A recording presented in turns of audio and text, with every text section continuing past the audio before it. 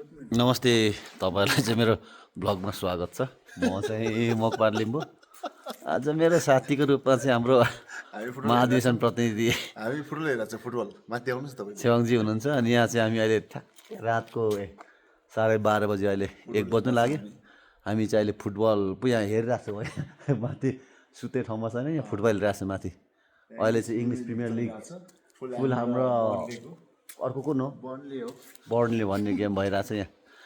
यो गेम हेरिरहेछौँ साथी हो। ल रातको 1 बज्दै टोलिया कति बज्यो? अहिले तपाईँको 12:30 भयो। ल 12:30 बजेको छ। ठ्याक्क हामी अहिले ताप्लेजुङको वीरेन्द्र चोकमा छौँ। यस्तो छ साथी हो अब ताल अनि मुलुक कसरी बन्छ यार।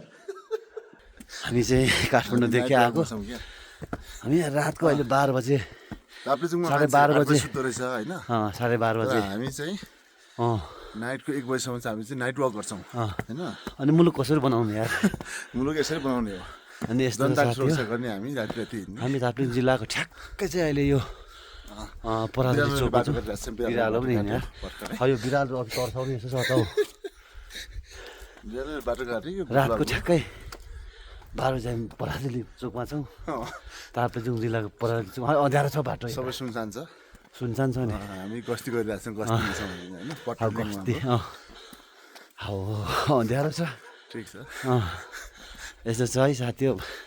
भ्लग चाहिँ कस्तो बनाउनु पर्ने थाहा छैन।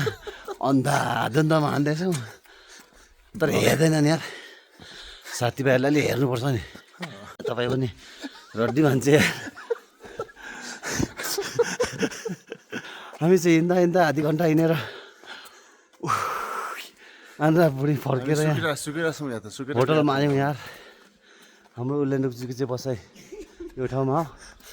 थात्तेरिका यो पाराले भात पनि थोरै खाइँदैन यार। अनि मुलुक कसरी बनाउनु यार भातेले। लु तपाईँहरूलाई ताप्लेजुङ जिल्लामा सबैजनालाई स्वागत पनि छ है। ल हामी मुलुक बनाउने मान्छे यो पाराले त साफै भइन्छ होला। भात 2 केजी खाइन्छ। भात चाहिँ के हो त्यो खुवाइ हौ? भात खुवाइ चाहिँ के हो त्यो? गीत राम्रो लाग्नु गीत अनि राम्रो।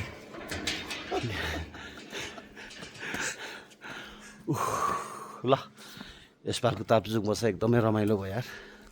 सेवकजी जे पनि हाम्रो के मिसन छ त्यो मिसन चाहिँ पुरा गर्नुपर्छ। सफल पार्ने हामीले सफल पार्ने। ल सबैजनाको दिन शुभ रहोस्। नमस्ते सबैलाई। जय होस्, जय नेपाल, सेवारो।